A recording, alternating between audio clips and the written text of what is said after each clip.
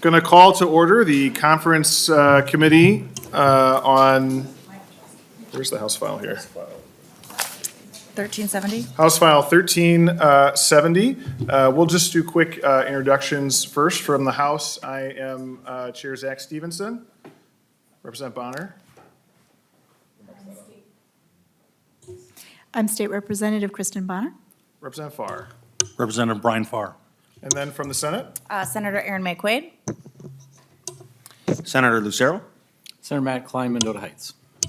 all right. I believe, Senator Maye Quade, you have a motion. I do. I move the adoption of the A23 Amendment. Senator Maye Quade moves adoption of the A23 Amendment. Do you want to briefly describe what the A23 does? Yes, we have reconciled the language between the deep fake bills between the House and the Senate. And then we included the age-appropriate design as, I believe it's Article 2. These two go together really, really well. We're talking about protecting our children, protecting people from digital manipulation, and that could be anything from an image to an algorithm. So these two go together, and that's the A23 Amendment. Yeah, all right, and I will note that the age-appropriate design bill did pass the entire House as part of the Commerce Omnibus. Any discussion to Senator Maye Quade's motion? Senator Lucero.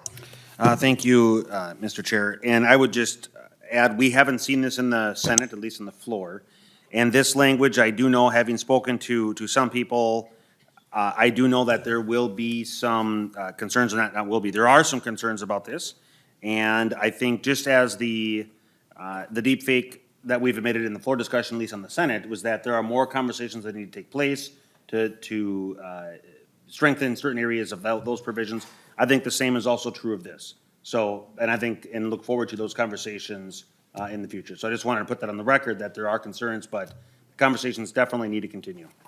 I agree very strongly, Senator Lucero, and also you have my commitment to keep working on this because I think there's a lot more work to be done on the issue of protecting our kids in particular from big technology. Further discussion to the motion. Senator Klein. Thank you, Mr. Chair, and I just want to thank the chief author of both the age-appropriate design and the deepfake bill, Senator Maye Quade. She worked with interested parties. I believe in the language that I'm reviewing on age-appropriate design, the journalism outlets are excluded, which I think is the correct move, and so I will be supporting the motion today. Representative Farr. Thank you, Mr. Chair. So in the age-appropriate design, just a question on 18.17. Nothing in this chapter may be interpreted to impose liability in a manner that is inconsistent with United States Code 47, Section 230, or otherwise infringe on the established rights and freedoms of children. And I'm unfamiliar with that, just wondering what exactly that is saying to us. Senator Maye Quade. Thank you, Mr. Chair. Representative Farr, this is stating something that technically is true of everything, but we want it to be crystal clear that nothing in this chapter in this law is going to violate Section 230 or infringe on, COPPA or things that have been set forth by federal law. So we wanted to be very, very clear that this was in here. In other words, we lack the ability to change federal law, and we're just recognizing the fact that we lack the ability to change federal law. If wishing made it so that we could change federal law, I probably wouldn't start here, but I have a long list. Representative Farr. Understood, thank you. And then just some questions on the age-appropriate design and how are we going to track that? So an individual on a website, how do we know what age they're at, or how are we going to prove that? How are we going to prove that out? Senator Maye Quade. Thank you, Mr. Chair, and Representative Farr.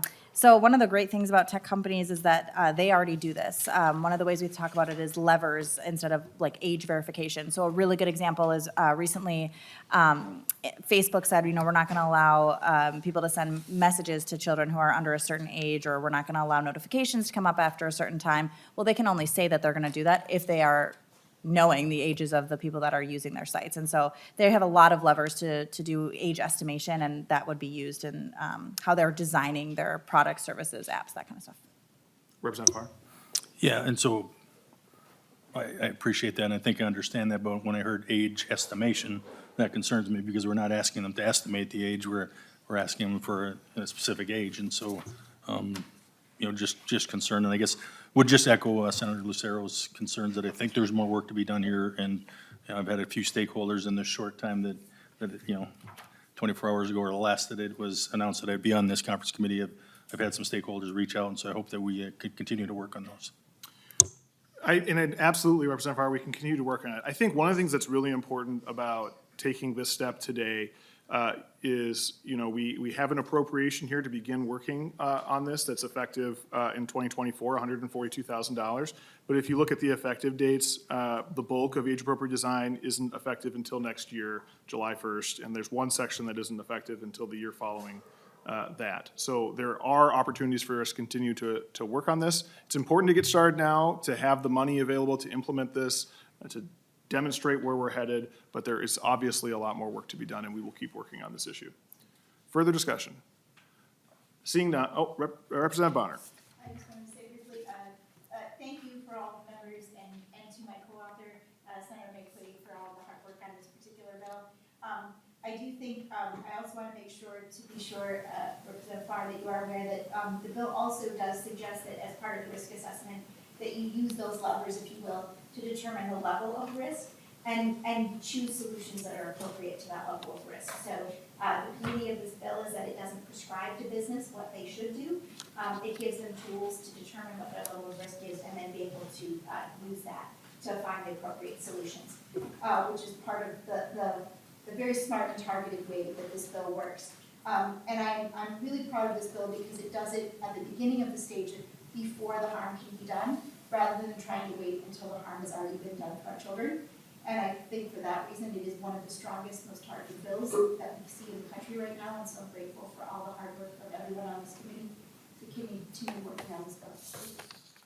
Seeing no further discussion, all those in favor of the motion say aye. Aye. Opposed?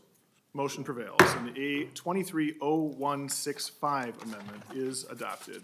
Senator Maye Quade, you have another motion. I move that staff incorporate the House language as amended into the conference committee report and make any necessary technical corrections to reflect the will of the committee. Any discussion to the motion? Seeing none, all in favor say aye. Aye. Opposed? Motion prevails, and staff will incorporate the language and make any technical corrections that are necessary. This concludes the work of this conference committee. A conference report will be prepared and circulated. I believe we have the ability to sign that report electronically. I encourage members to pay close attention to their email and sign it as expeditiously as possible if it is their intention to sign. With that, and seeing no further discussion, the conference is adjourned.